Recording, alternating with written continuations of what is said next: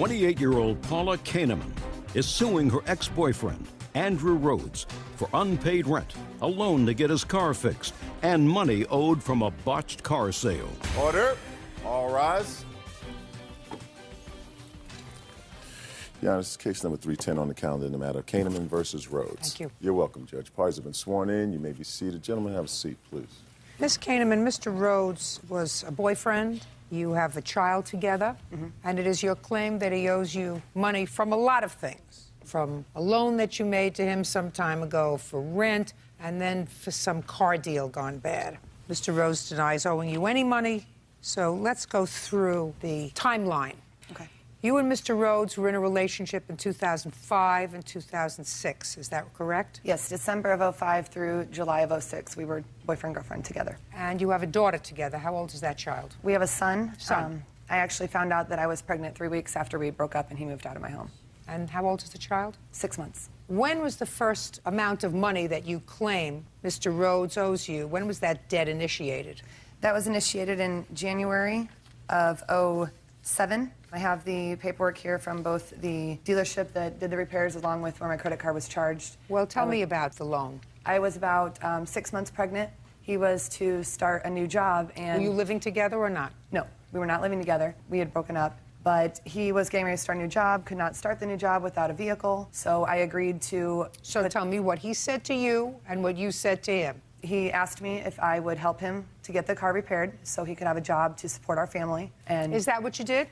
She actually offered it out. Well, how did she know about it, Mr. Rhodes? How did she know that you needed someone to finance your car repairs? Well, because we talk on a daily basis. Okay. So she was pregnant. And... Just a second.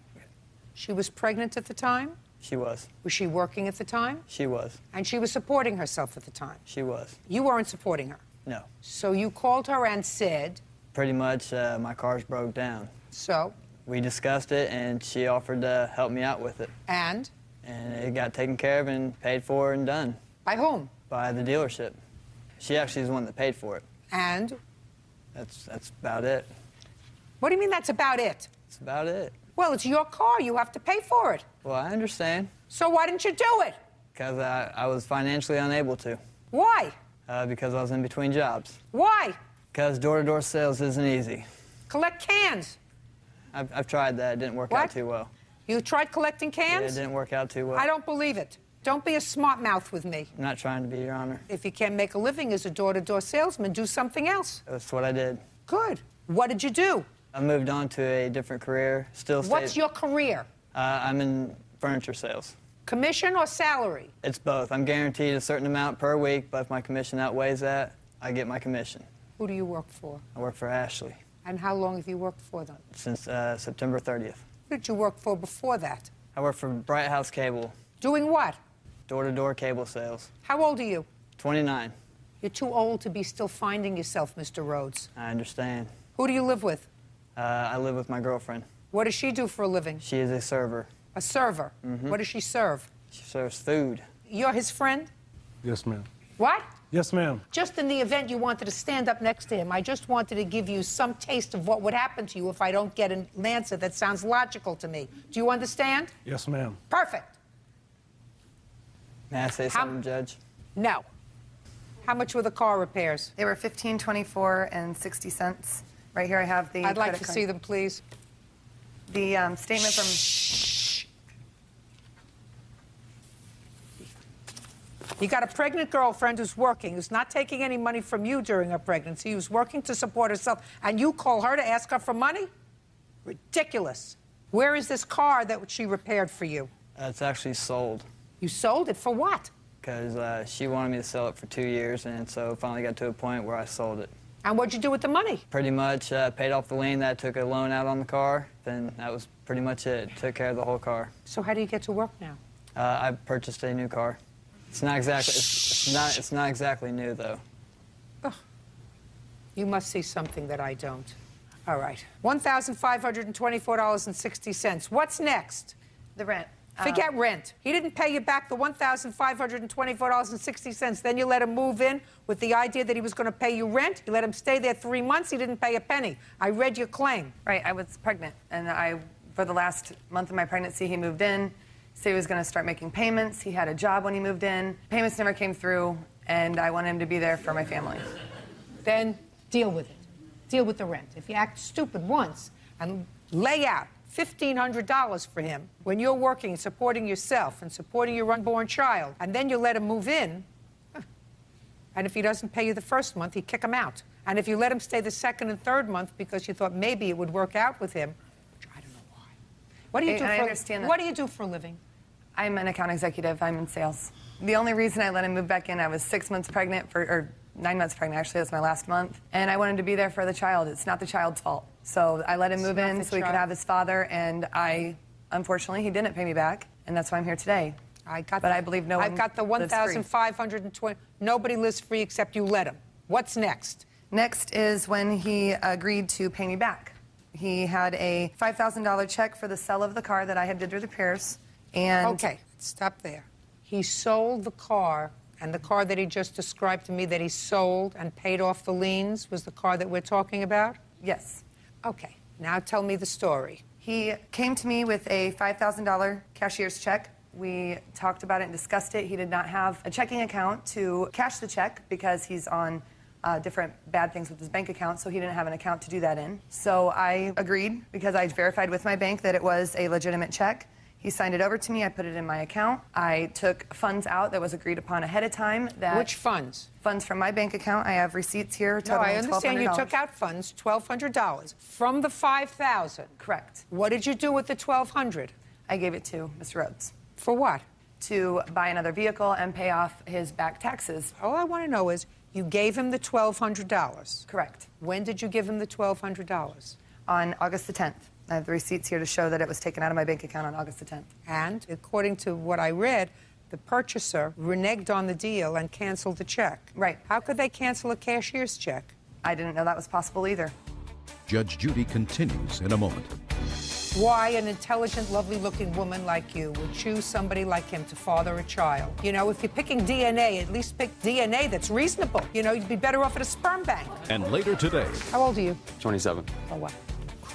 You don't have children, do you? No.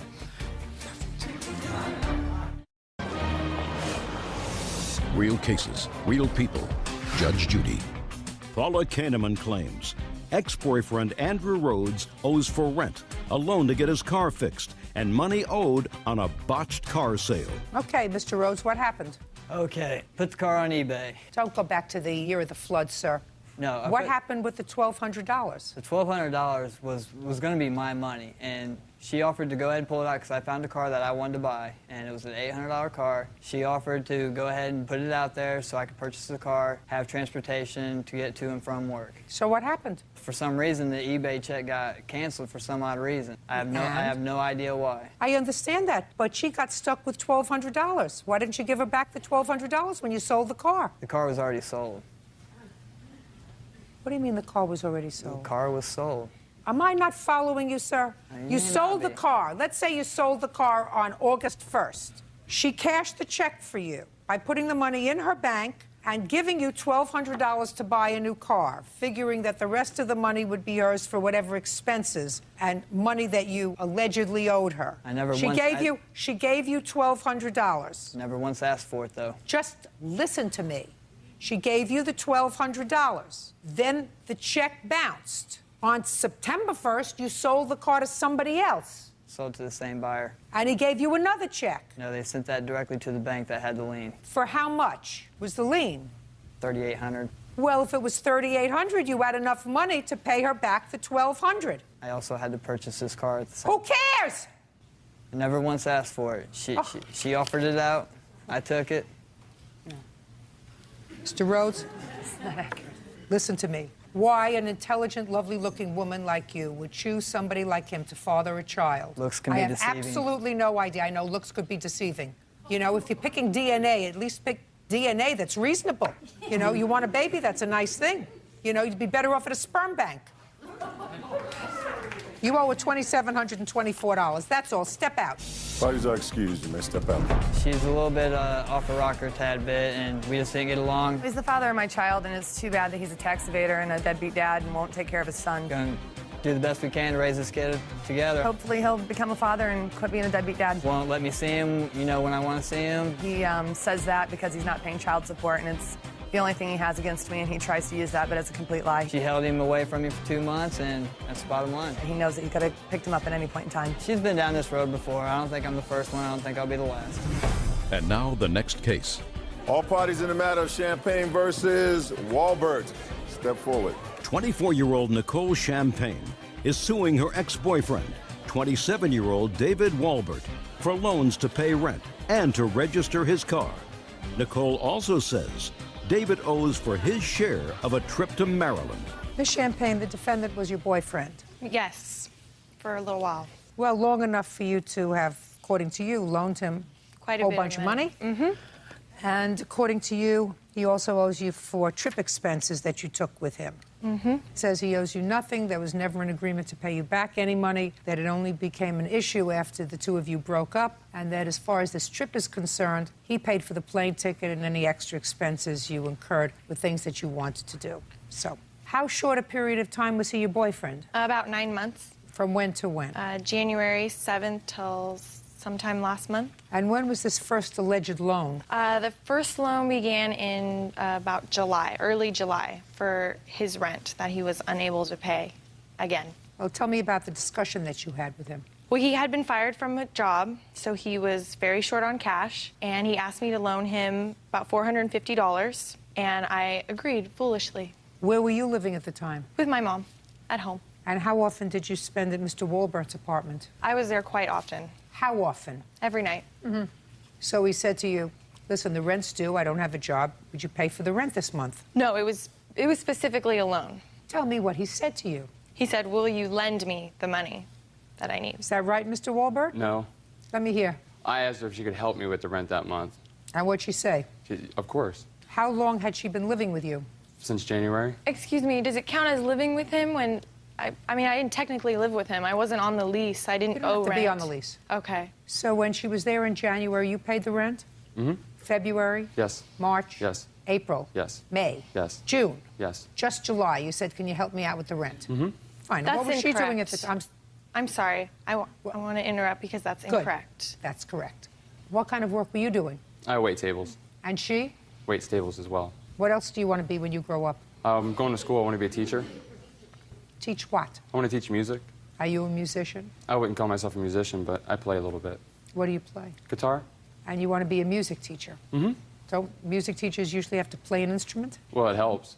What's next? I loaned him quite a bit of money for his car. He was not driving legally. He didn't have registration. He had an unpaid registration ticket, and he didn't have car insurance. So in order to not have to drive him to work myself daily, I loaned him the money to pay for all those things, which amounted to about $1,300. When? On July 23rd, I loaned him about $300 to renew his registration. Right before that, I paid his registration ticket July 18th. It's about $700. And also July 23rd, I paid his insurance, which was about $240. And what did he say to you? He said that he would pay me back the money and the interest, because I had to put it all on my credit card. I didn't have that kind of money. And he said he would not only pay me back all those things, but also the interest. What were you doing with all the money you were making as a waitress? Food, gas. I only work part-time. You work full-time? Yes, Your Honor. What about these expenses for your car? The car, she told me that she would take care of it because she didn't want to drive me back and forth to work and school. And it was like when I signed up for school, she said that she would take care of the car thing so I could get myself back when and I forth. signed you up for school? No. Sorry. Shh. A little. Why didn't you take anger. care of it? I'm not real sure. I mean, I didn't have the money or the time to take care of it. Were you going to school full-time or part-time? I'm going full-time now, but I wasn't going to school at that time. So what were you doing with all your time, sir? What do you mean you didn't have time to take care of it in July? I didn't have time. I was working all the time. What were you doing? Working. Working where? Waiting tables. At which restaurant? Well, then it was working at Zen Bistro that I got fired from, and then I moved to Riviera. Are they open for breakfast, lunch, and dinner? Brunch, lunch, and dinner. Right. And then you got fired from there for what? Having a dirty shirt and talking back. Well, leave that. And then you went to work at what restaurant? Riviera. What is that? It's an Italian restaurant in the Valley. So they're not open for breakfast, are they? No. Just lunch and dinner? Lunch and dinner. Okay, so you had all morning Yes. to take care of your business. Yes. Perfect. Okay, so there was no reason why you couldn't pay your own car stuff, right? And when did you terminate this love affair? About 3.5, 4 weeks ago. Now, when you went on this trip, where did you go? Maryland. When you went to Maryland, you went there for a purpose. What was the purpose? To visit with his family. How did you get there? We flew. Who paid for the tickets? We each paid for our own tickets. Actually, I don't think he even had the money to pay for his own. I think his brother may have paid for his. I don't think you paid for your ticket either. No, I paid for mine. His brother initially bought it for me, but then I paid him back while we were on the trip. Why did you go back to Maryland to visit with your parents? It's been a while since I've been at home, and I hadn't seen my dad since I moved away, and I was missing my mom. Just wanted to be around family for a little bit. It was for him, but I sponsored the trip. How did you sponsor the trip? Through my credit card. He agreed to pay me back for half of the expenses, but No way. No way credit. he didn't, madam. You want to know why no way? Because so far, you covered his rent for $450. You gave him $1,240 to fix his car. You said that he couldn't even afford to pay his own plane tickets, so he took the money from his brother. That's what you just interrupted. When you interrupted and spoke out, that's what you said, right? So that you could have had no legitimate expectation that he was going to pay you back for diddly. I had his word. You didn't have to go.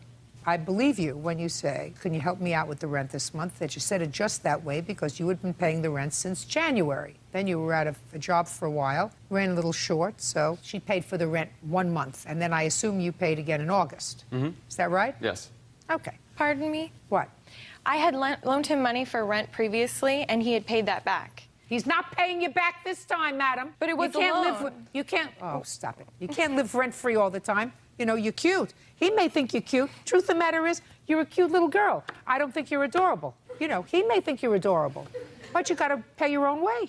Got to pay your own way. Be a big girl. But you can't take advantage of her. Can I see the payment on your credit card for the cars?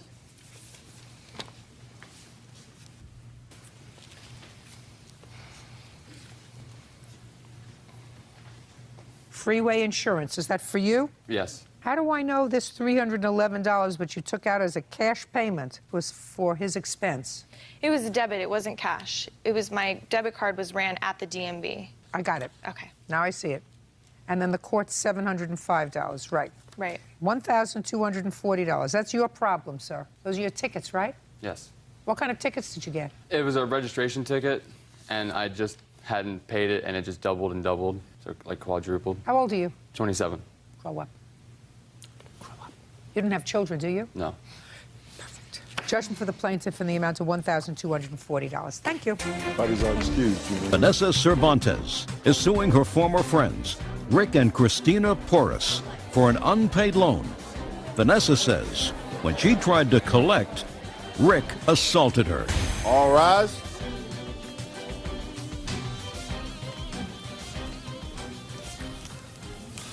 Now it's case number 5 on the calendar in the matter of Cervantes versus Porras.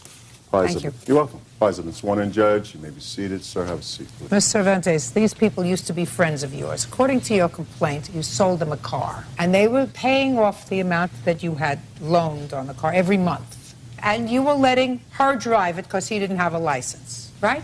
He didn't have a license. Yes. How many months did they make the car payment? 3. From when to when? August, September, October. And what amounts were the car payments? $262.43. Now, to whom did they make those payments? They gave me the money and I paid the payments. To the car company, the loan company? Yeah. How many months did you make payments on the car? Years. I was paying years. It was almost paid off. Okay. And when you sold them the car, how much was left on the loan? I don't recall the loan at all. I think it was $7,000 that they paid off when it was totaled. I don't know what the loan itself was. You said that the car was practically paid off when you sold it to them. To me, that's less than a year's payment to be paid off. Not at $262 a month. If the payout was $7,000, you're not really good in math. No, I'm not. Did they also pay for part of the insurance? They paid the portion of the insurance. How much? It was $3. How much did you pay a month towards the insurance? $150. Okay. And your agreement was once all the payments were made, the car was going to be theirs. Is that right? No. There was supposed to be a down payment of $1,500 to $2,000 at the beginning before he even took the car. He couldn't make that, and she was pregnant, and I said, go ahead and take it. When he got income tax, there was to be a down payment. I don't want to hear down payment anymore, madam. You didn't loan them the car, and you didn't lease them the car. They were going to purchase the car from you. The difference is they they didn't put a down payment like I put a down payment. Sometimes you don't have to put any down payment. Are you following what I'm saying to you? Yep. Perfect. So this is your claim. Your claim is that he totaled the car, right? Correct. And you had no driver's license. Correct. Why were you driving without a driver's license? I went to the store to get the baby formula. That's, you know. Yeah, I know. You know? Or a little one. Send her to the store to get the baby formula. She was at work. She had no business going to work if the baby didn't have formula. If there's only one person that drives, and I guarantee you've driven that car other than to get the baby formula. How did you get to work that day? Actually, I was pregnant the time of when the accident happened, so I wasn't even working. So how much of a liar is he that you're married to? He's the one who said you were working, he had to go to the store to get the baby formula. This baby born yet? No, she used to babysit, Your Honor. I'm sorry. When I meant she was working, she was at home babysitting. So I said, let her go to the store. In any event, you totaled the car. I was rear-ended. The car was... You totaled the car. But for the fact that you were driving it without a license, you wouldn't have been in an accident. Correct. Now, you got an insurance check in the amount of $4,000, is that right? Yes. And how much was the payout on the car? They had to pay, it was a total of $7,000. How much did you pay? Total amount, I don't know the total amount. Well, how much are they coming after you for? They're not coming me after, it's paid for. By whom? Progressive. By insurance. My insurance covered it. They gave me $4,000 and the rest was paid off for the car. What did they give you $4,000 for? The amount of the car, I guess that... So they paid out a total of $11,000 on the car? $7,000 to pay off the loan and $4,000 to you? I believe so, yeah. Oh, nice. So this was a really good accident for you. Now, what happened is, according to you, they came to you sometime after the accident and asked to borrow $1,000. Gave them $1,000. Then you went to collect the $1,000, and they said, you gave us this $1,000 after you got this insurance check, this windfall. We were paying for the insurance on the car, right? The check should have been ours because, you know, we had possession of the car. And you kept the check, so you gave us this $1,000 so we could go put down a down payment on another car. So then you went over to their house to get back this $1,000. And it is your claim that while you were there, things got physical and he grabbed you by the arm and he pushed you. So you're suing him for the $1,000 and for the push. And the defendants say that they're counterclaiming because they want that insurance check. Your Honor, at no point in time did I push her. I actually have a police statement. I'm going to look at it. Okay. First of all, Ms. Cervantes. Yes. It doesn't make sense that they would borrow $1,000 from you at all. They borrowed $1,000. I have the canceled check. Oh, I know that you gave them $1,000. I said that they didn't borrow $1,000 It's from written you. a loan. I don't care when you wrote the word loan. You're slick. I don't care when you wrote the word loan on the check when you got it back. There is no question in my mind that you owe them an obligation, considering the fact that you had made a deal on this car, to at least share the proceeds with them partially. After all, you had been paying on this car for years. They had only been paying on the car for 3 months. So it seems to me $1,000 would be perfectly reasonable for them to expect you to let them have as part of the financial input they had in securing this $4,000 insurance check for you, because they paid half the insurance and they were paying the monthly car payments. That doesn't excuse the fact that he was driving without a license. So I don't believe that there was a loan, period, because it doesn't make sense. They made payment on it. They did make payment on a loan. Let me see where they made payment on a loan. I have text messages here. That says what? That they made a payment on the loan. He brought the $100 Show me. payment. I don't believe, I'm not going to believe him either. Show me the text message where they say that they either made or will make a $100 payment on this loan. There's 8 messages here, but here's the one for $100. That's all I want to see.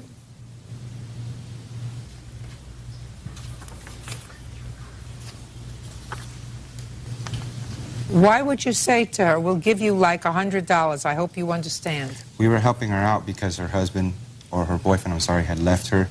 And we were also helping by taking care of him. He was living with us as well. Yeah, because you got him kicked out. She don't speak.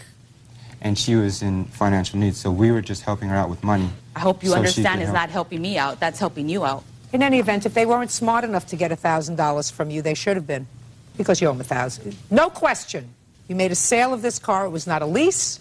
However, the title had not passed yet because they had not fulfilled their end of the obligation. Right. So actually, if you had been out any money, certainly you would have been entitled to this entire amount. But You got a windfall of $4,000. You sold them the car for $5,000. I didn't sell them the car for $4,000. They were supposed to put a down payment. I'm not interested in your down payment story anymore. Do you get it? Yeah.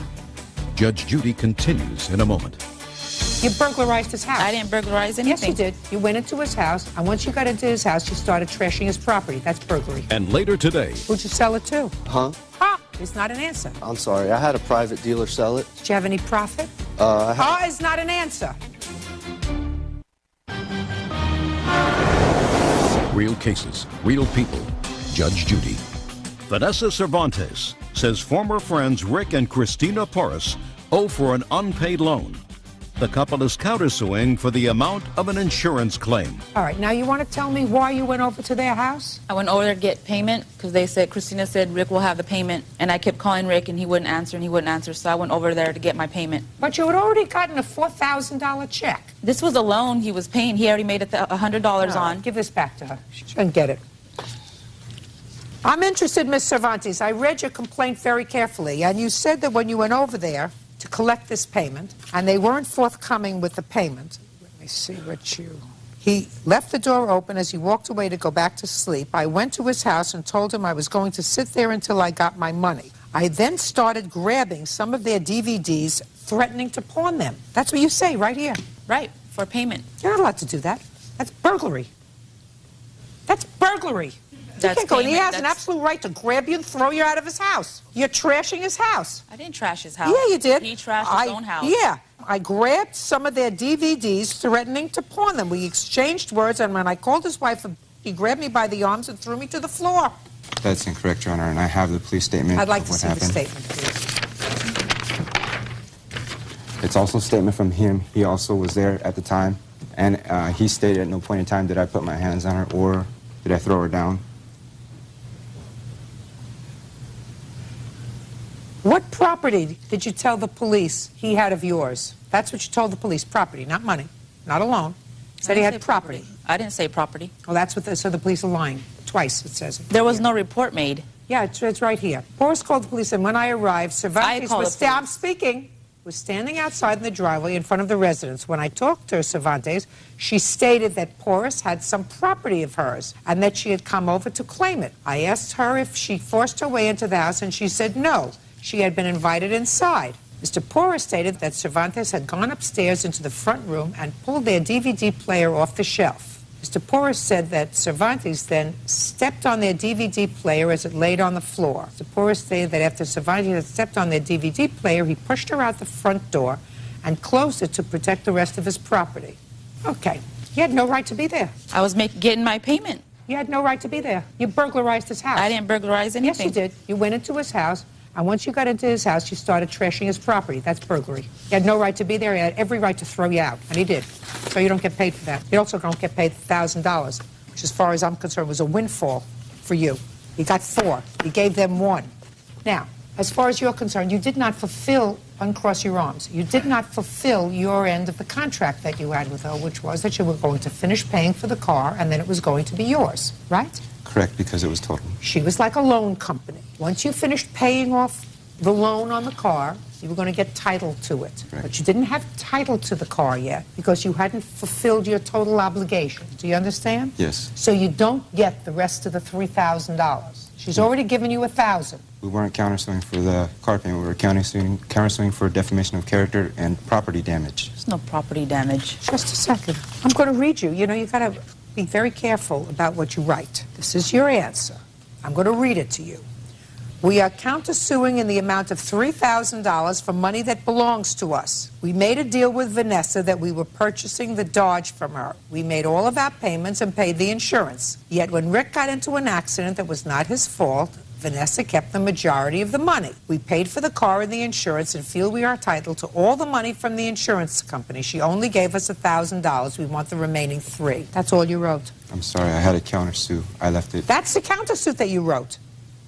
That's what you signed. That's what your wife signed. That's what you're not going to get. You got $1,000. What happened was you drove around this car for 3 months, and it didn't cost you anything because you got back what you put into it, right? Correct. Plus, don't drive around in a car without a license. Do you have a license now? No, ma'am. Why? Because I owe Department of Transportation money that I haven't been able to completely pay off. You have a car now? I don't know, ma'am. Don't let him mess up your record. I carpool. Don't let him mess up your record. Do you understand? Yes. You look like a very nice, very quiet lady. Goodbye. You too. Parties are excused. You may step out.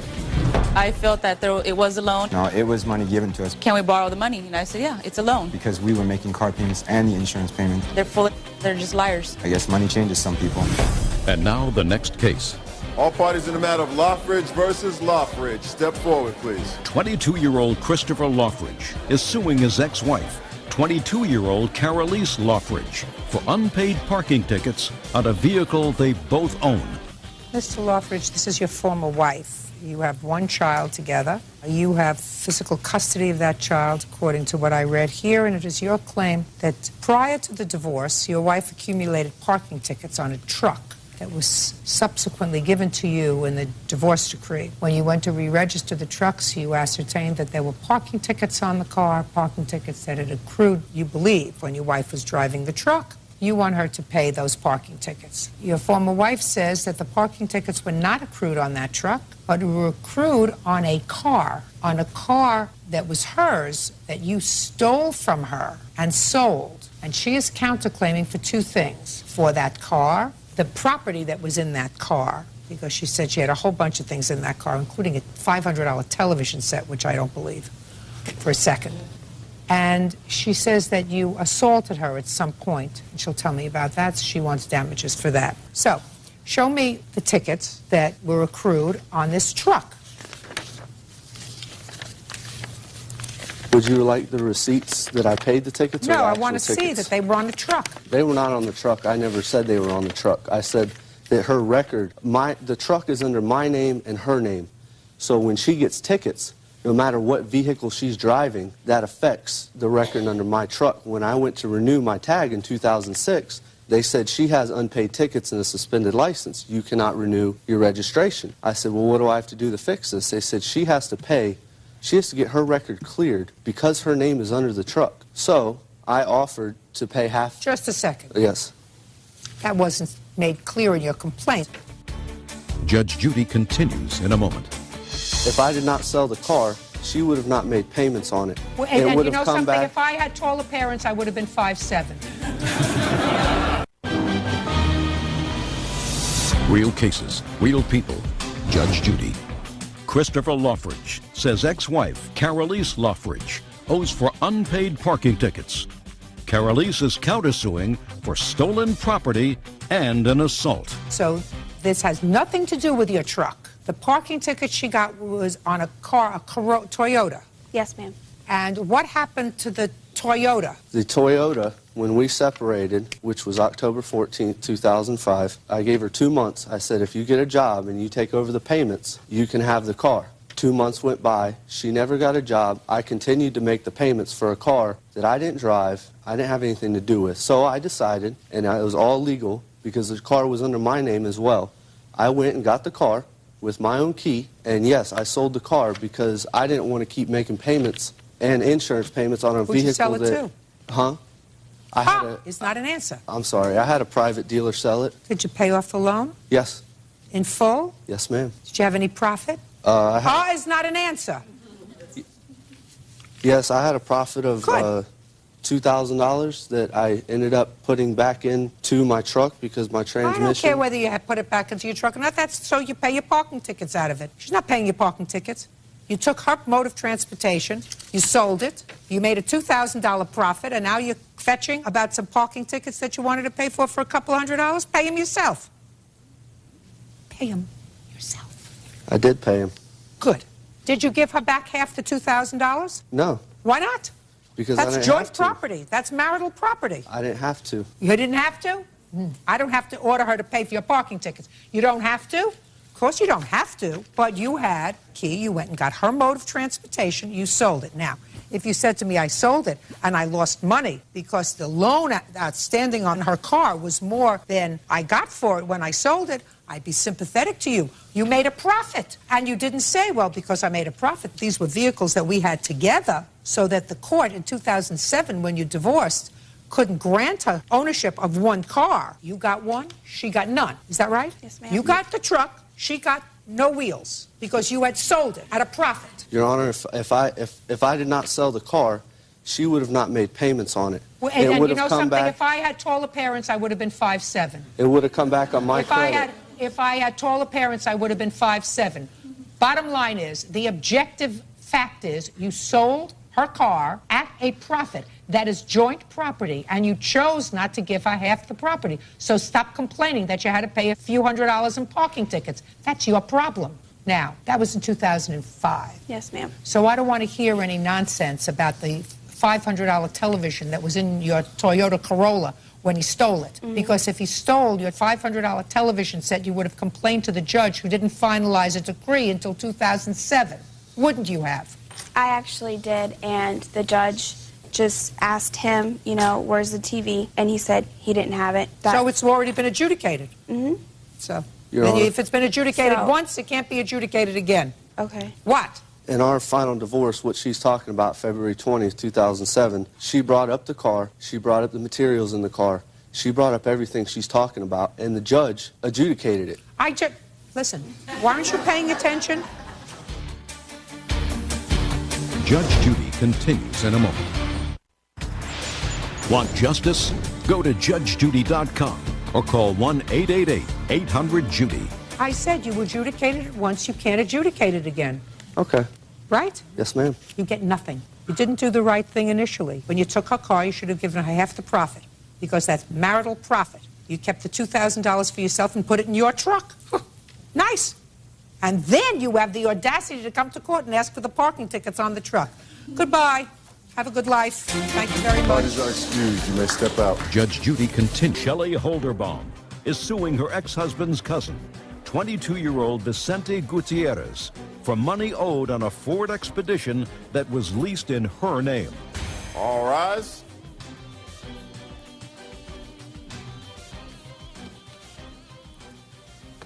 That's case number 285 on the calendar in the matter of Holderbaum versus Gutierrez. Thank you. You're welcome, Judge. Parties have been sworn in. You may be seated. Ma'am, have a seat. Ms. Holderbaum, Mr. Gutierrez is the cousin of your ex-husband. Yes, ma'am. And at some point, I don't know whether you were still married to your husband at the time. I assume you were. Is that right? Yes, I was. You co-signed a car loan, a lease, for Mr. Gutierrez. Yes, I did, Your Honor. And then something happened. You took the car back. And it ended up costing you a bundle for the lease. You want Mr. Gutierrez to be responsible. Mr. Gutierrez says, because of the way this all came down, it's your problem. When were you and your husband divorced? Our divorce... Or separated? We separated in February of 06. And when did you co-sign this car lease for Mr. Gutierrez? September of 04. Why didn't your husband co-sign for him? It's his cousin. My husband told me it wasn't a good idea. I basically looked at it as he was a young man, a hard worker. Your husband, who was his cousin, known him his whole life, said to you, "Don't do it, Shelley. It's not a good idea." And you want to know something? I would have told you the same thing. I know, Your Honor. Okay. So you co-signed this car lease for him. What kind of car did he lease? Ford Expedition. What did he need a Ford Expedition for? For him and his family. How large is your family? I have my wife and one son. You could drive a smart car with your wife and one son. What'd you need a Ford Expedition for? Well, first of all, when they came out, I would like to have a Ford Expedition. I would like to be 5'6". It didn't happen to me. The thing is, sometimes I take my trucks to work, and I need more seats because I got like sometimes 3 to 4 helpers. What happened to the truck that she co-signed for you? Well, I had an accident. Tell me about the accident. Well, in Detroit, Michigan, where we live, it snows. Just tell me, it was in the snow? Yeah, it was snow. What did you hit? I hit a post on the sidewalk. A post? Yeah. Post wasn't moving, right? No. So what happened to the car? It didn't start back, so I called Shelley and told her what happened that day, and she just told me, I gotta call the police to make the report. So she was gonna call the insurance, and she will call me back. What happened, Shelley? Well, he hit a light pole, you know, no fault. He called me. I told him, as long as you're not hurt, nobody's not hurt, that's great. Even though I co-signed, I carried the insurance on the vehicle because I was afraid. If he didn't make a payment, I would find out about that in 30 days. If he didn't pay the insurance when something like this happened, gotcha, I would have been up. Gotcha, Shelley. So what happened was, it went to the body shop. They towed it directly to the body shop to the tune of $9,000 worth of damage, which wasn't even the problem, Your Honor. I had no problem. That's why they call them accidents. But while the vehicle was in the body shop, I received a certified letter from the DEA stating that Mr. Gutierrez was stopped in St. Louis, Missouri on January 19th with $309,900 in the vehicle. That's why he couldn't have the truck back.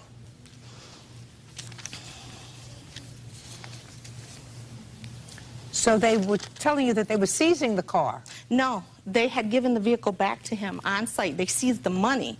They gave the vehicle back and released him. What was $309,900 doing in your Ford Expedition? I don't know. Hidden in packs. It was just not in a duffel bag, Your Honor. It was hidden in compartments in the vehicle. So they basically ripped the truck apart, the whole interior, like plastic parts in the thing. The front console was ripped apart. Well, when I received that letter, Ford Motor Credit received the same letter. Just a second. How many cars have you owned in your life? Give me an approximate number. 8. I can't believe you're so much younger than I am. Probably owned 30 cars in my life. Aside from an occasional quarter that you may find, you know, when you're cleaning out your car. What would you do if you found $309,900 stashed in your car in various compartments? Would you have thought that the tooth fairy really existed? Mr. Gutierrez, did you really like this truck? You said you really wanted this truck, right? Right. And you used it for your family? Yes. And you used it for your work? Yes, ma'am. What kind of work do you do? Don't look down. Look at me. Installer. What? Carpet installer. Carpet installer. Yes. You do the work yourself? Well, I have helpers. That help you? Yeah. You go on the jobs with them? Yes, ma'am. You go on all the jobs with them? Yeah. So I assume if you have helpers, Mr. Gutierrez, you put them in the back of the car. Is that right? Yes, ma'am. So you drive? Yes, I drive. And when you go out with your wife, does she drive? No, I always drive. So when do you think someone snuck this $300,000 into your car, Mr. Gutierrez? Well, I'm not sure, ma'am. Your Honor, and when he had the accident in February, less than 5 months, he had put 11,690 miles on that truck. And when I had called Mr. Gutierrez, because this was before I even knew about this happening, I called him, I said, you're only allowed at $12,000 a year. What were you going to do about all these miles? Because after $12,000, you're over for the year. He says to me, well, I was going to have somebody roll them back. I almost fell out. I said, you know, the same person that put the $309,000 in his car. He said, and I'm like, I'm a police officer. What are you talking about? You're a police officer? Yes, ma'am. Still a police officer? Yes, ma'am. I have an exemplary, never been disciplined record. Oh, Shelley. I know, Your Honor. Shelley. 2.5 years of nightmare I've been living this to help somebody. He's a nightmare. I know, Your Honor.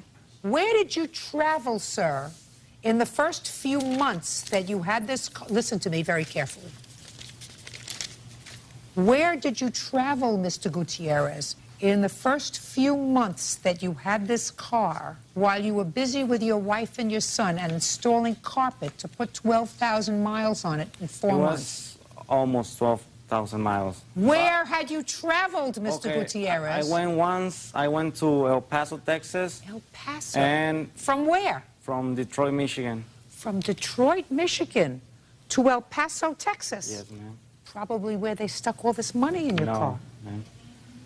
And when I use it for work, just to go from my house to the shop where I pick up the material, is 30 miles. Detroit to El Paso is how many miles, Mr. Gutierrez? It's 1,100 miles. One way? Yeah, one way. And how long did you stay in El Paso? I stayed like for 4 days. Who did you go with? With my grandma. With your grandma? Yeah. What's her name? Is not an answer when I ask you your grandma's name.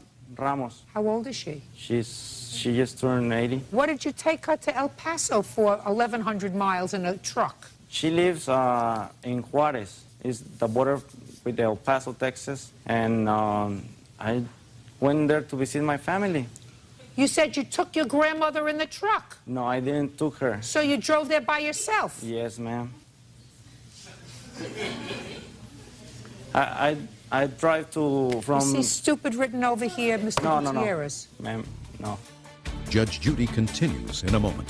Somebody was doing something naughty in this vehicle, like transporting drugs in the car. Now, I'm not suggesting that that someone would be you, sir. I'm not suggesting that at all. And later today... Mr. Courier says, I'm cute. Aside from saying I'm cute, you thought he was cute and nice. Yeah. He is, yeah. It's just a mooch. Real cases, real people. Judge Judy. Shelley Holderbaum says her ex-husband's cousin, Vicente Gutierrez, crashed a Ford Expedition that was leased in her name. Shelley says the vehicle was eventually seized by the DEA. How much did it cost you because of the over mileage and because of ripping the car apart? $1,272.21 for the over mileage. The deductible on his accident was $350. The repair for the broken parts inside the vehicle was $715.50. I also had to pay for the pole he hit in the city because the city waited till after 6 months to bill it. I have that right there. How much? So the insurance wouldn't pay that. That was $399.49. I had to make April and May's payment on the vehicle while I was in the body shop. How much? $500.35 for each month. I gave her that payment. He paid February, Your Honor. How many payments did you make? My ex-husband made March, and I made April, May. You made April and May? Yes, What ma'am. payment did you make? The last payment was February, and I paid She her... paid March and April. Yeah. Yeah. And May. And I paid her for the pole that I hit, and I paid her all of the 2 deductibles for the insurance. You pay the... Do you have checks for that? No. Did he pay you I for do. that? I have my checks. No, did for he those. pay you No, back he for did that? not, Your Honor. Maximum in your state is $3,000. Is that right? ma'am. Because this comes to $3,271. Mr. Gutierrez, either you're the luckiest or the unluckiest person on this planet. The luckiest person on the planet would find $300,000 in their car. That would be the luckiest person in the planet. The unluckiest person in the planet would have $300,000 in their car and not be able to get it. So if you think that I believe the story that you're telling me, I don't. Somebody did something nice for you. Somebody who has a career in law enforcement. Somebody who could be humiliated. If somebody was doing something naughty in this vehicle, like transporting drugs in the car, a car that she co-signed for. Now, I'm not suggesting that that someone would be you, sir. I'm not suggesting that at all. The fact that I never found more than maybe 75 cents in a car that I've owned would not necessarily be dispositive in this case. But you cost her a bundle. Judgment for the plaintiff in the amount of $3,000. That's all. Thank you, Your Honor. Are these excused when they step out? I was on my way to El Paso, and the police stopped me. Well, I kind of feel like I got some justice in this manner And they found that money in there. by getting my money back. And now the next case. All parties in the matter of Capozola versus Courier. Step forward. 21-year-old Kristen Capozola is suing her former roommate, 22-year-old Joshua Courier, for rent, a broken computer, and the cost of pay-per-view adult movies. You know, I decided that we could save the judicial system a whole bunch of money and just have much smaller apartments that were cheaper, that people could have themselves so they don't have to have roommates. And we would be able to save as a community fortunes of money because we wouldn't have all these cases. Then I would, however, be out of a job, and my children would be very unhappy.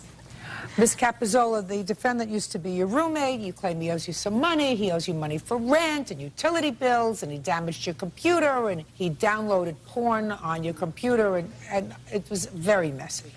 Mr. Courier says, I'm cute.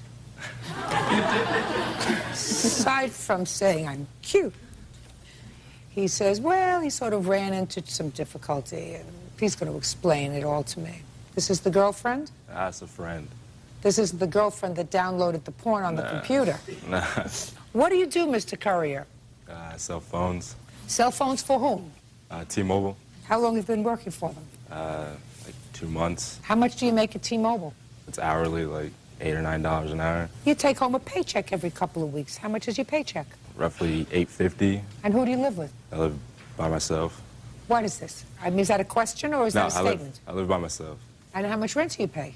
It's $6.50. You have a car? No. Have any other big expenses? No. Great. So you would say you're on your feet financially? Yes. Great. That's really good. Because one of the things that Ms. Capizzola says is that you told her you would pay her back for covering your rent when you got on your feet. Yes.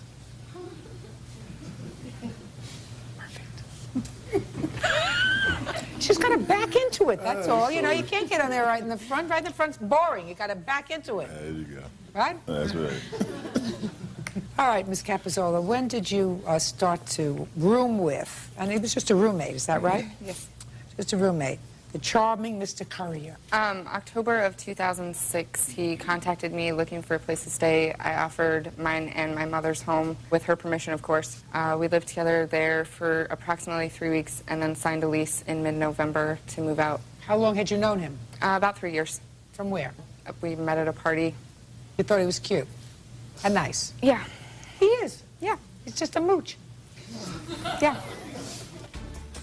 Judge Judy continues in a moment. Yes, sir. Now, who rented the porn? My ex-girlfriend. And did she watch this all by herself? Yes, I had no recollection that she was watching it.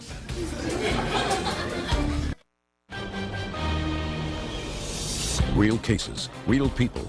Judge Judy. Kristen Capizzola says ex-roommate Joshua Courier owes for rent, a broken computer, and for adult movies he ordered and never paid for. Joshua claims it was his ex-girlfriend who ordered the movies.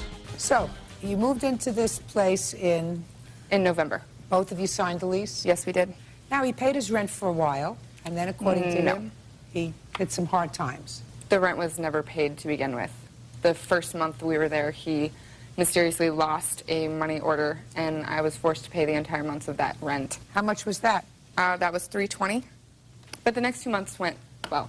He did pay rent on time. Great. Well, that's what he says pretty much. Until April of 2007. Correct. What happened in April 2007? My check bounced. She called me and told me that it bounced when I was at work and that we need to figure out how we were going to pay it. And so showed up at the leasing office. We tried to figure it out. I don't know, like a week went by. She called me and told me... Get over, please. You know I'm getting older by the second. Okay, she... Did she cover your rent? In April? Yeah. No. You paid it? No. Who paid it? Nobody. How could you not pay rent? Did you pay the rent? Yes, I did. Of course she did. You mean the landlord says you're such a nice guy, I'm going to let you just breeze over? No. How much rent did you cover for him? For March and April, I covered $960. Total, I covered $1,600 and six. Now, according to you, you don't really deny this in your answer. You said, I always paid my rent until April when I was having money issues. Kristen told me not to worry. She told me just to get back on my feet. Yes. Well, you're back on your feet, right? Yes. So you got to pay her the rent. I don't feel like I owe her the money because she told me not to worry about it. She said, sign yourself off the lease and then move out by the 1st. And I got the rest. And she was there. 1st of what? The 1st of May. 1st of May? Yeah. Well, we're talking about March and April. When I paid March rent, my check bounced. And April... Well, I understand that. And then April, I had like a couple days until rent was due, and that's when the check bounced. That's when she called me and said the check bounced. We're talking about rent for half the month when you first moved in, when you didn't have it, and for 2 months. Yeah. March and April. And you moved out in May. Is that right? Yes. That's all I'm talking about. Do you have proof that you paid that rent? No. And are you back on your feet? Yes. Perfect. Cute, but no cigar. What else do you want from him? I would like half of the Comcast bill that I paid for 5 months. The agreement was we wanted cable, we wanted internet, we wanted a phone, so... You should have turned it off. You should have turned it off. If he wasn't paying it and he was not being terribly responsible with money, then you should have turned it off. You don't need cable. Right. I would at least like to be reimbursed for the porn that was rented on our cable bill. Yes, sir. Now, who rented the porn? My ex-girlfriend. And your ex-girlfriend was your visitor? Yes. And did she watch this all by herself? Yes, I had no recollection that she was watching it. I didn't know. How do you know it was her? She told me. But she told me she paid it, so I didn't. How much was the porn? $81.90. $1,681. Your guest? Your worries. What else? My computer that is no longer in commission. I had to purchase a new computer. My computer is basically totaled. My mom was there when it happened. Well, what happened? Him and one of his friends were downloading music, and the blue screen of death came on, and the computer never worked again. Judge Judy continues in a moment. Want justice? Go to JudgeJudy.com or call 1-888-800-JUDY. Now, did he have your permission to do that? He had my permission to be on the computer, yes. But I had no idea that viruses were being downloaded. And the second it happened, he told me, and he's like, I'll help you pay for half of it. What happened, sir? Actually, the night, I guess it crashed, I wasn't even there. I came home, like, afterwards, and her mom and my friend was there, and they were watching TV. And they said the computer did not work. And I said, okay, what happened? And they said it just crashed, and I said, okay. And then she was, like, blaming my friend, and then I was like, you know, that's not right. She downloaded music on it, too, so it doesn't matter. And that's why I was only suing for half. Did you? Yes. Forget it. All right, you owe for the rent, and you owe for your girlfriend's porn. Judgment for the plaintiff in the amount of $1,681. Thank you. All right, excuse. Step out. Judge Judy continues in a moment. 20-year-old homemaker Autumn Platts is suing the father of her child, 21-year-old car wholesaler Brian Nice, for the cost of a car and unpaid rent. Autumn also says Brian punched a hole into the wall of their apartment.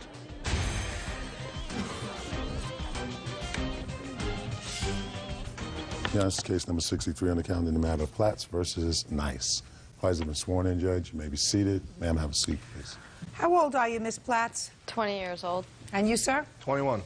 Well, the two of you decided to play house together. You moved in, you had a couple of dollars, you put $1,500 towards a used car that was purchased, then you had a baby, and then you decided that this family life was not for you right now, so you left.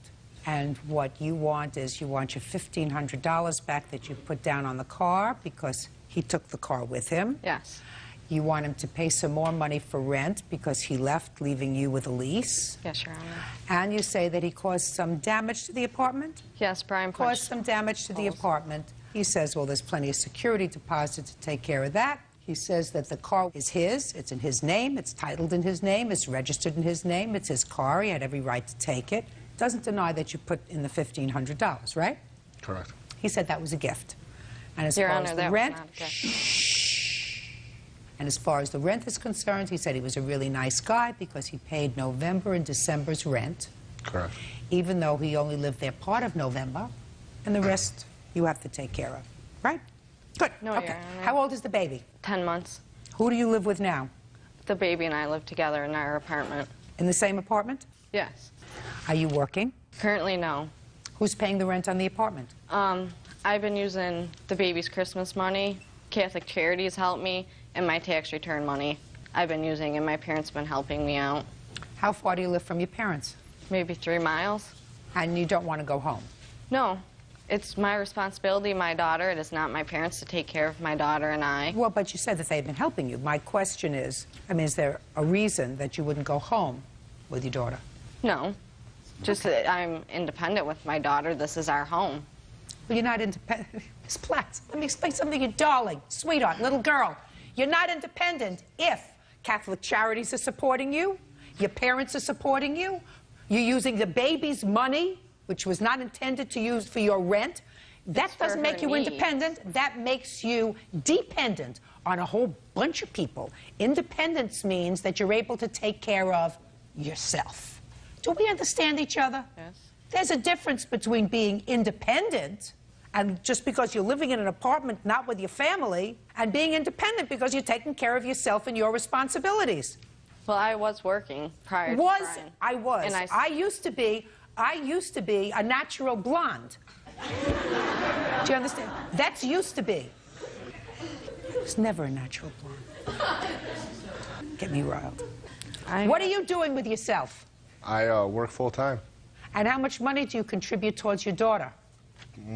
As is not an answer. I pay child support. They take How much? $120 a week. I have not received And I... Don't just think that you can pop in here and speak. You cannot. When I look in your direction or ask you a question, you can speak. Do we understand each other? Yes. Good. When did you start to pay $120 a week? It went into effect about 3 weeks ago. 3 weeks ago. Yeah. Okay. And you left in November. Yes, ma'am. Let's say 6 months. How much did you give her for 6 months? I don't know offhand. Money Let's here, think, no, here just and a there. second. Offhand? I'm going to give you a second to think. Okay. When you moved out in November, how much money did you give her? I paid the rent for November. Good. Anything else? No. December? I paid the rent also in December. Anything else? No. January? Nothing. Nothing. February? Nothing. March? Nothing. April? Nothing. Were you working? Yes, ma'am. Why weren't you giving her money? Because I didn't feel that I should have to pay her rent any longer. I'm not talking about paying her rent. I'm talking about giving her money to support your daughter. I give her money here and there Here and there is what? when I have extra money to give. No. Is your last name Nice? Yes, ma'am. Mr. Shh. Mr. Nice, what kind of work do you do? I work for a Chevy dealership, How many hours a week do you work? about 45 to 50. How would you feel if your employer said, I think we're going to pay you once in a while? I wouldn't appreciate it. Right. Why is that, sir? Because it's their responsibility to pay you for the hours that you worked. Is that right? Absolutely. That's a commitment that Yep. they made. You work, they pay, right? Yes. When you make a baby, you have a commitment, the same sort of responsibility. Not when you have extra money. Your baby eats before you do. We understand each other, sir? Yes, ma'am. Now, when you left Miss Platt's, she wasn't working. Is that right? That's right. And she was staying home and taking care of the baby. Right. Put your hand down. I'm not speaking to you.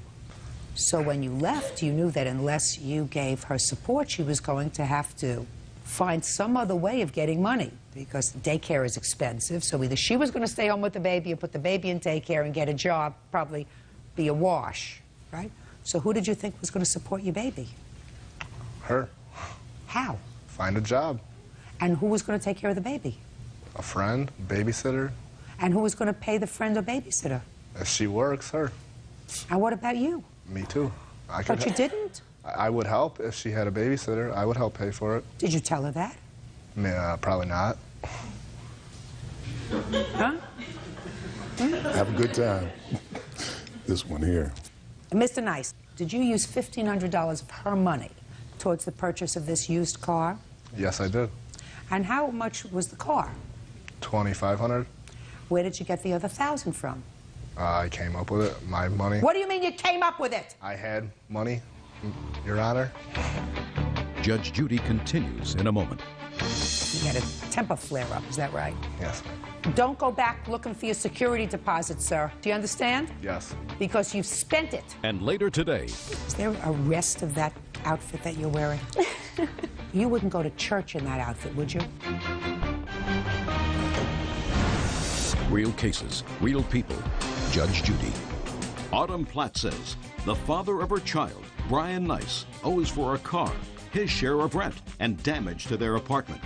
Autumn says Brian walked out on her and their baby. Now, when you left, you took the car. Yes, ma'am. When did you purchase the car? Last April.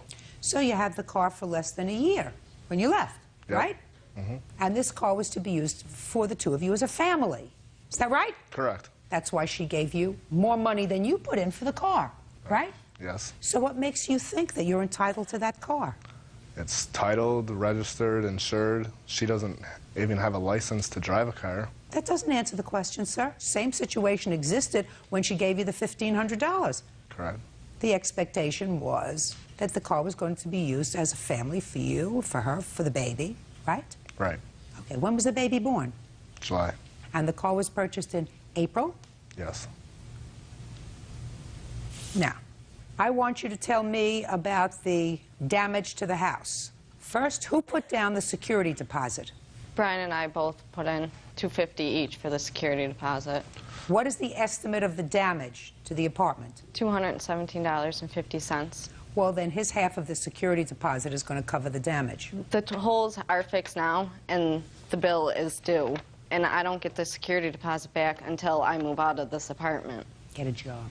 I start a job next week. Perfect. He's not getting back his security deposit of $250. It's less than $250 to fix the holes that he put in the wall because he was angry. He had a temper flare-up, is that right? Yes, ma'am. So, don't go back looking for your security deposit, sir. Do you understand? Yes. Because you've spent it. Now let's get to the rent. Do you intend to stay in this apartment? Yes, I do. And it is possible to break the lease on this apartment because you're not responsible for the apartment because you were underage when you moved into the apartment. I mean, you couldn't sign a contract. You have to be 21 to sign a contract? No, I have a lease that Brian and I both signed. How old were you when you signed it? Oh, I was 19. Did you speak to the landlord with regard to breaking the lease? Yes, and we would still have to pay the rent. No, that's not true. Oh. No, that's not true. What do you mean? Oh, I asked you if you spoke to the landlord. Did the landlord tell you that for He so said much he would money take you us could... to court. No, he wouldn't. Did you try to sublet the apartment? It says in the lease that no one else can move into there. No, it says that you cannot sublet it without written consent of the owner. That's what it says. But you choose to stay there. Yes. Is that right? Yes. Well, if you choose to stay there and he paid November and December's rent, then you have to cover the rest. I have the bills that I have paid from January till May. Good. The rent. Good. But That's what you I have to had do. put in money, too, for November and December's rent also. That's okay. You were living there. Yes. So? But I feel he should have to pay me half the rent for them No, he doesn't. because his name is on the lease. No, he doesn't. Madam, if you decide, Miss Platts, to stay in the apartment and you have the ability to either sublet the apartment or for a fee terminate the lease, and you chose to stay in the apartment with your daughter so that you can be independent, then you pay the rent, not him. Do I make myself clear? Yes. Perfect. But you are entitled to your $1,500 back because the $1,500 was not a gift over here to Prince Charming. The $1,500 was made with the expectation that both of you would be enjoying the car. Do I make myself clear, sir? Yes. Judgment for the plaintiff in the amount of $1,500. Parties are excused. You may step out. He has supervised visitations on Saturdays 12 to 2 for 2 months now, over 2 months, and he's shown up for one. I work Saturdays. It's hard to get the day off. I want him drug tested because he does drugs. I have to pass a drug test, which should not be a problem. And now the next case. All parties in the matter of Nagel versus Goulet, step forward, please. 20-year-old salesperson Michael Nagel is suing his ex-roommate, 18-year-old model Jessica Goulet, for unpaid rent and bills. Jessica is countersuing, claiming Michael sold her stereo and pet bird. The defendant was a roommate of yours, and is your claim that she moved out owing you for some rent and bills? Correct, Your Honor. Ms. Goulet says that she owes you nothing. As a matter of fact, she says that you have retained her property and sold some of her property, according to her, and that you actually owe her money. Yes. Is there a rest of that outfit that you're wearing? When you go to a court, what you're supposed to do is you're supposed to cover your belly button. Do you understand? I do understand that. Good. But? I was just going to say that I only have a very limited amount of clothing because all of my other property is at his place. Well, would you like to borrow her shirt? That would have been more appropriate. Do you understand? Yes. You have to know where you're going. You wouldn't go to church in that outfit, would you? No, ma'am. Okay. So you know enough to do that? Yes. Oh, okay. Good. Now, when did she become your roommate and under what circumstances? October 28th, 2003, Your Honor. The circumstances were I've known her brother for close to 9 years now. We moved in together. However, his job made him move. So under his advice, I took in his sister and her boyfriend as my new roommates because without that, I would have to cover the rent and bills all by myself. Okay. They were each going to pay how much? A third of the rent each? They each were going to pay $225 a month for rent, Your Honor. And how much was your rent? $525, Your Honor. And they did move in on the 28th of October? Yes, Your Honor. What happened in November? Did they pay rent? Yes. December? Yes. January? No. What happened in January? Her check bounced, Your Honor, and I had to cover that, and I've only been reimbursed $150 from that check. Why did your check bounce in January?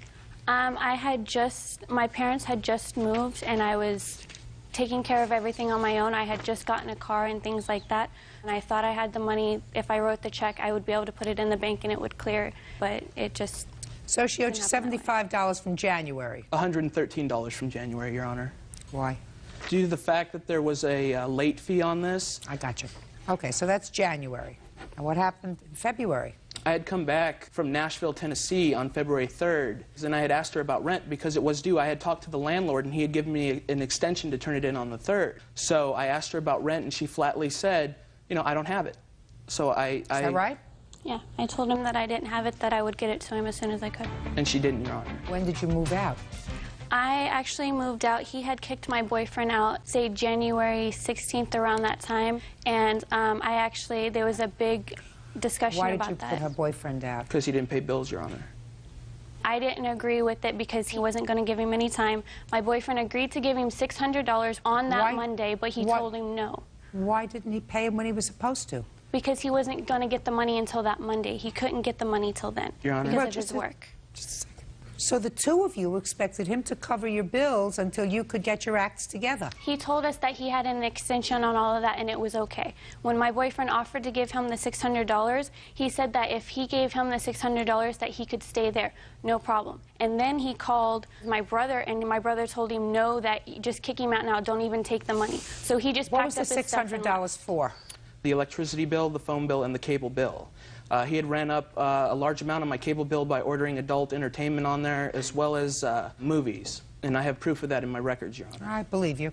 Listen, if they had paid their bills, I assume you wouldn't have minded if they stayed. Right. Right? Okay, so she owes you for February's rent. Yes, Your Honor. You didn't pay February's rent, did you? I moved out before February 1st. No, she didn't, Your Honor. No, you just told me you were there. I actually was staying there, but during the day I was with my boyfriend. And when I came back to get clothes and stuff like that, because I was staying the night with him, he was like, your check bounced, I need the rent, and you have to get out. You either pay me or you get out. So I told him that I would leave, that I would try to go get the money. When I came back, he said, you can only take your clothing, because I didn't want to stay there anymore, because when he gets pissed off, You see, Your Honor, I gave her a chance to get her clothing, and she refused. I refused to get my clothes? Yeah, That's all I have is my clothes. You have everything else. You have everything else of my belongings. Miss Goulet, first fix your shirt. Very good. Don't fight with each other. You want to fight with each other, you go outside. You don't come inside. Sorry.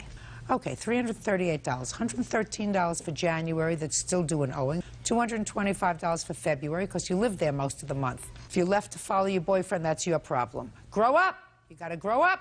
Now, let's talk about her property. You still have her property? Yes, Your Honor. What about her bird? She says that you sold her bird. She left it there, Your Honor. That was her brother. Her brother decided to sell it, not me. Step up.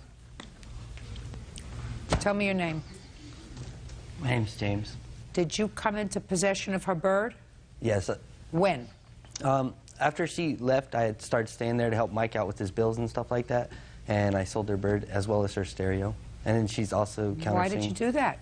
Well, just, you know, come up with some extra money to help him out.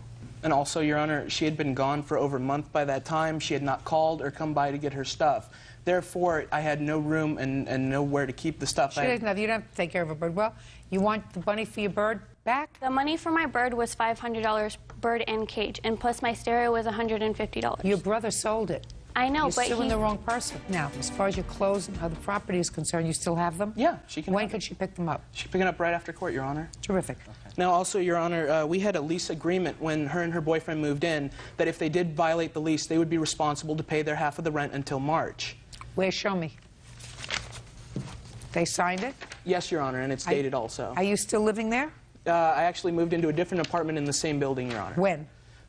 April of this year, Your Honor.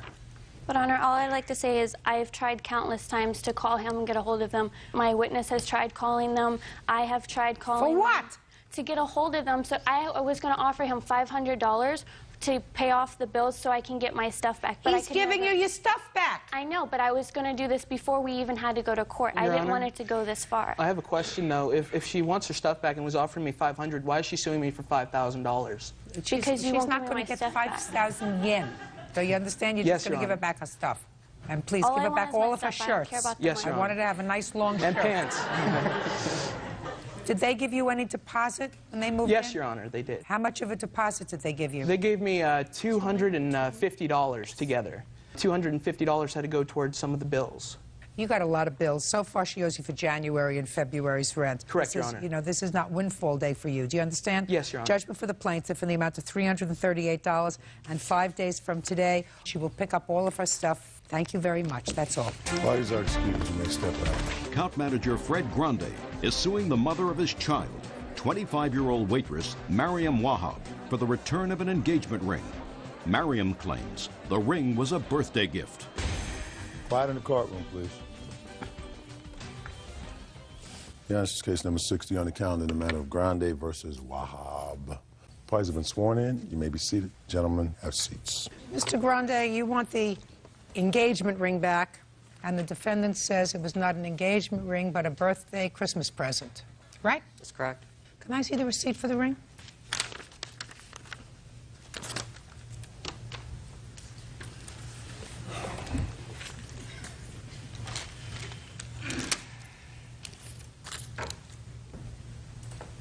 Okay, well, the first thing I have to ascertain is, Mr. Grande, you are suing her for $699 for the return of the value of the ring, and you only paid $359.11 for it. What's the other money for? Okay, originally the $699 is the retail value of the ring. I did have it appraised, and the total that I did pay on it is $385, and that's the total amount that I did pay into it. So that's what I would be seeking is $385. But didn't you think I'd figure that out? Yeah. I mean, when you filed your lawsuit, didn't you think that I'd figure out that you were seeking twice as much as you paid for the ring? Well, you are the only human being in history who buys a ring from a jewelry store and it doubles in value in a relatively short period of time. All right, so you're not seeking $700 for the ring, you're seeking $359.11. That's correct. Okay. There's nothing wrong with shooting big, though. Oh, I shoot big too, sir. Okay, so now we know what your lawsuit is about, Mr. Grande.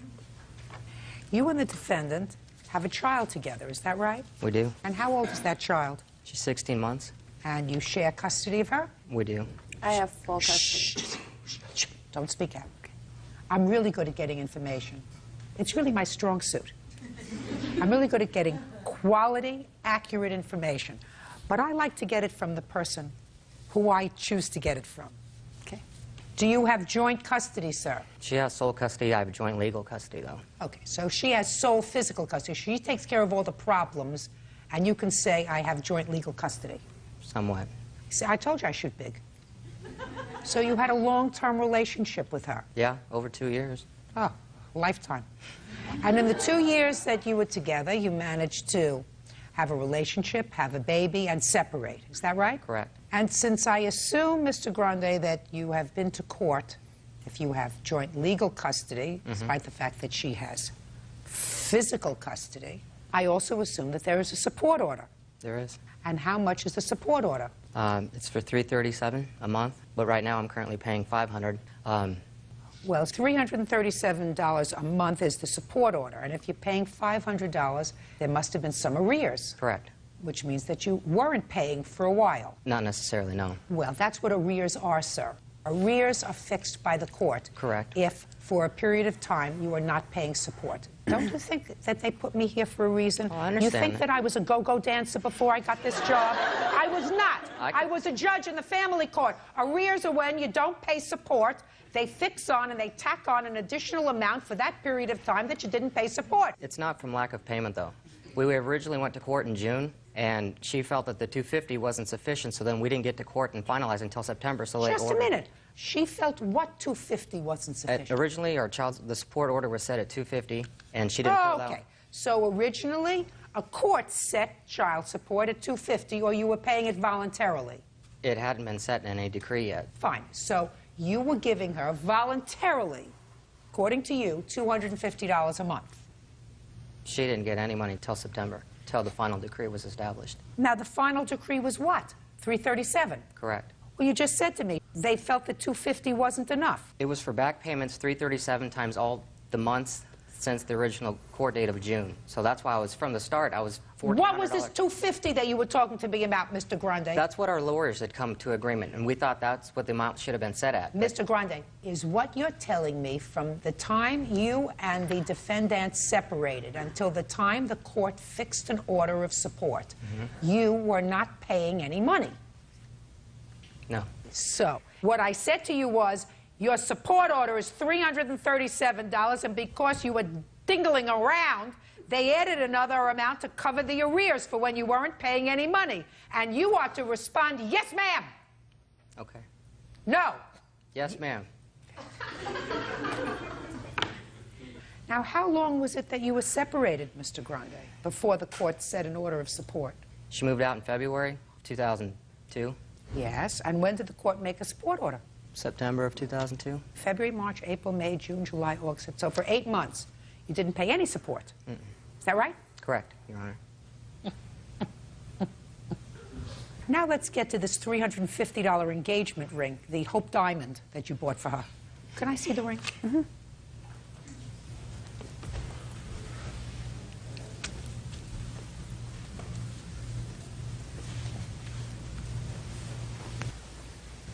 That looks like a pretty ring. Doesn't look like any sort of an engagement ring I ever saw. Engagement ring usually has one nice stone right there in the middle that just sits there and smiles at you. Give this back to her until I decide what to do with it, would you? When's your birthday? December 18th. And is it on December 18th every year? Yes. It doesn't change dates. You know, Right. 2002 it's December 18th, 2003 it's December 18th, right? Right. So, Mr. Grande, you're going to explain to me, sir, how serendipitously, that means just by accident, sort of, you purchased this ring at the jewelry store on December 18th, 2002. Coincidence. Coincidence. Judge Judy continues in a moment. I opened the case, showed it to her, and I said, will you marry me? And what did she say? Well, of course, she said yes. I would have thought twice. If she said no, she wouldn't be wearing the ring, right?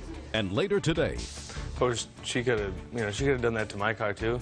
Listen, she could have stood on her head and had twins in the parking lot of Target. She could have done that too, but she didn't. real cases, real people. Judge Judy. Fred Grande says his ex-fiancée, Mariam Wahab, owes for the return of an engagement ring.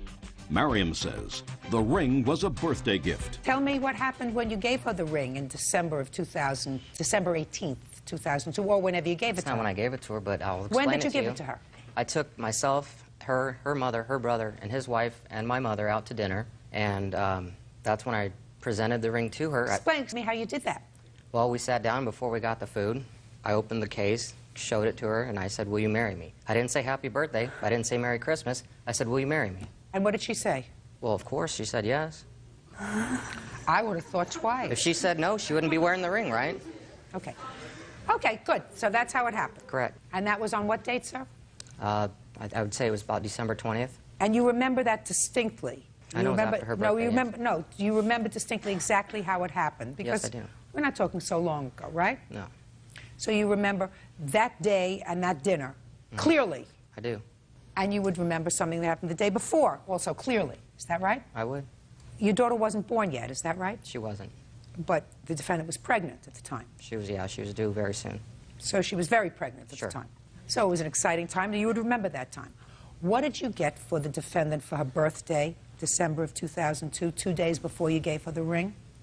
I believe it was some clothes. No, you're not, you believe.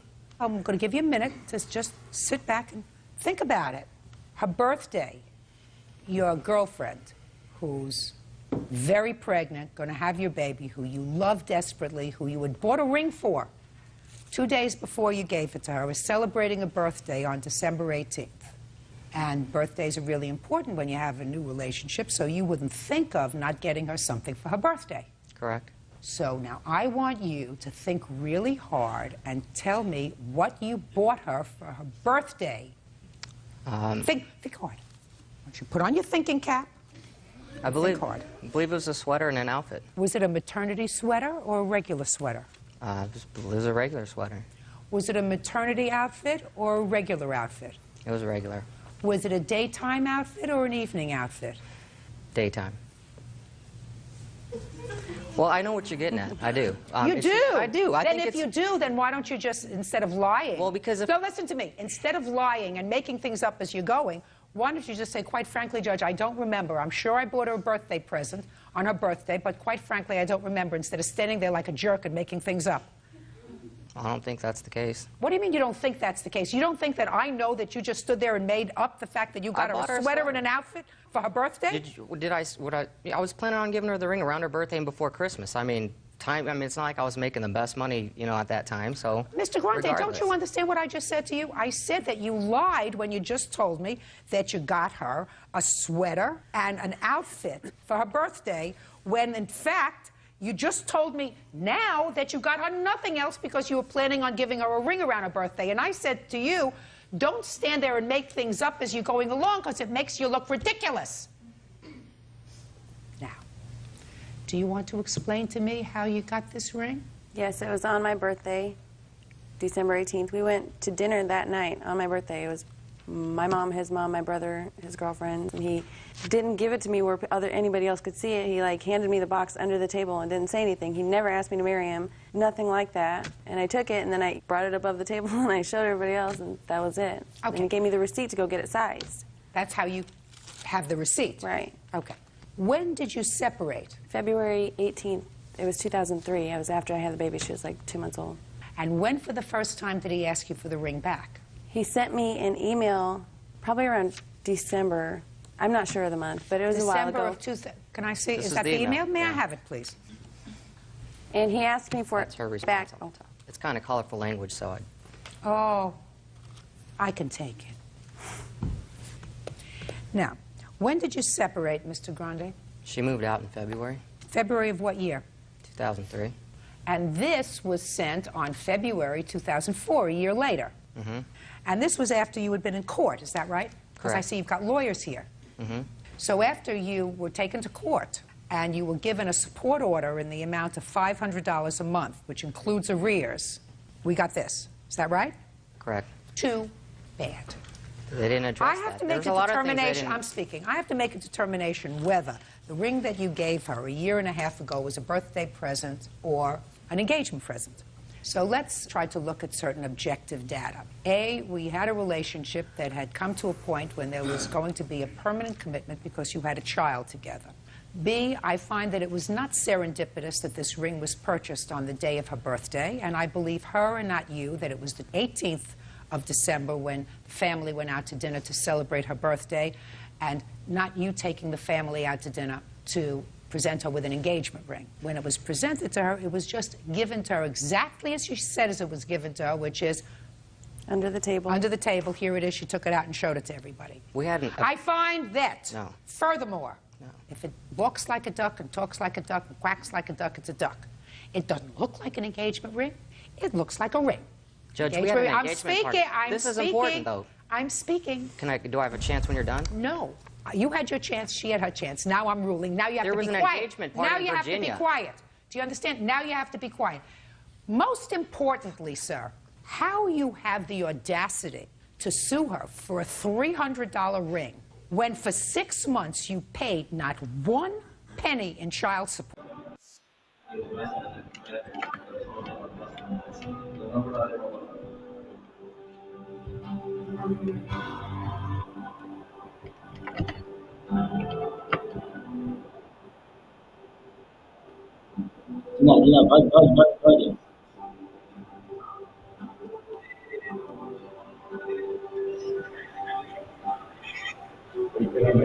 मैं भी load करा रहा है no नहीं करना बेटा देखो recording करो तो मैं रिकॉर्डिंग कम करना बेटा रिकॉर्डिंग नहीं आके भी जे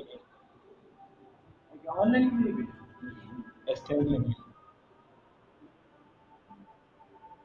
मिल जाएगा क्यों नहीं आई नहीं देख रहा लोड जड़ी के स्टीयरिंग सारे फारे ਹੁੰਦਾ है वो तो नहीं होना मैं वीडियो बनने तो पे चलेगा मैं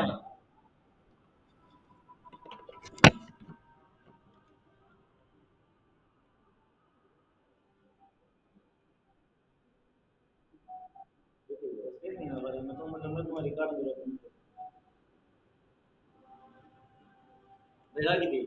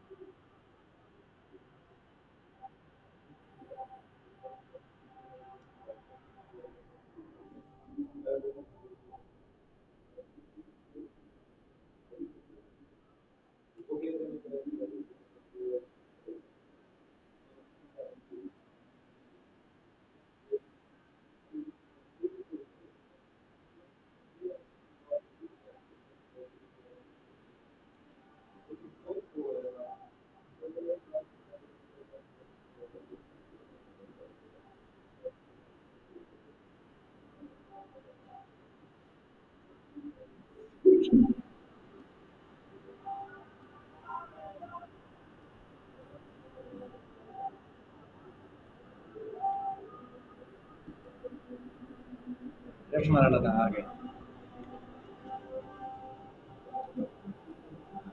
बनते हैं लोग जल्दी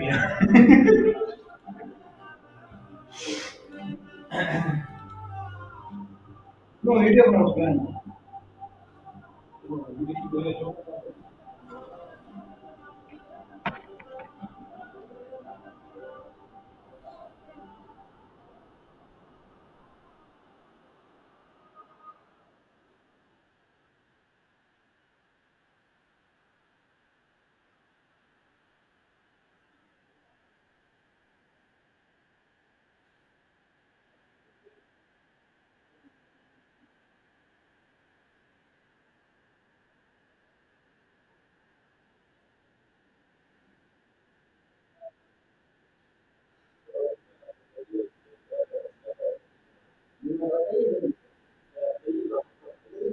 Sí, ¿verdad? Sí, no hay nada que lo tenga. Ya, yo malo, gente. Muy bien,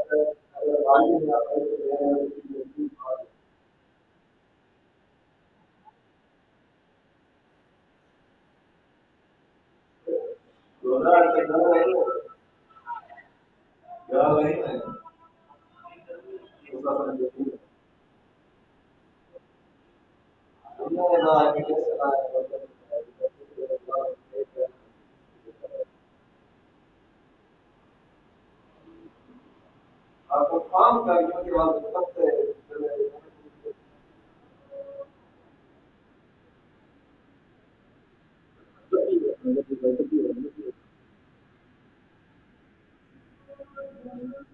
Ayushman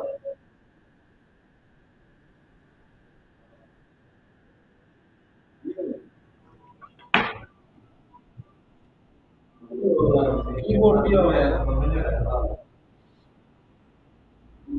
हाँ बहुत सारे बात करते हैं